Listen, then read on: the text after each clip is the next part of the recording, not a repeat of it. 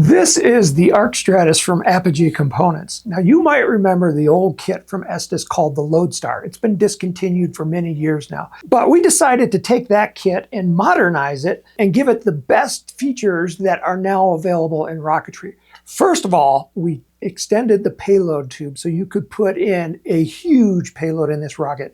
Things like altimeters or trackers, figurines, or even just letters to the gods up in the sky. We also did a major change here in the back.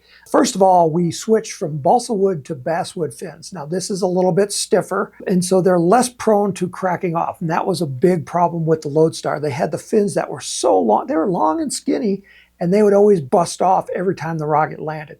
So we made them out of basswood, and more than that, we also made them through the wall, so they are much stronger. The big change that we did was back here at the engine mount. The Lodestar was underpowered because it used 18mm motors. And if you put a payload in your rocket, it was even more underpowered.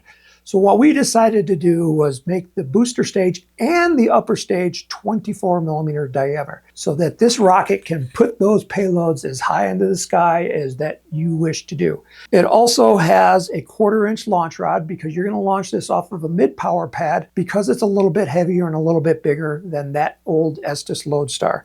It uses a plastic parachute in the top and tumble recovery on the booster stage. And another change that we made is we made this a gap stage rocket. If you look down here at the back, there's a little vent hole which allows the hot gases from the booster motor to get up and ignite the upper stage. It makes it much more reliable, so when it stages, you know it's going to go every time.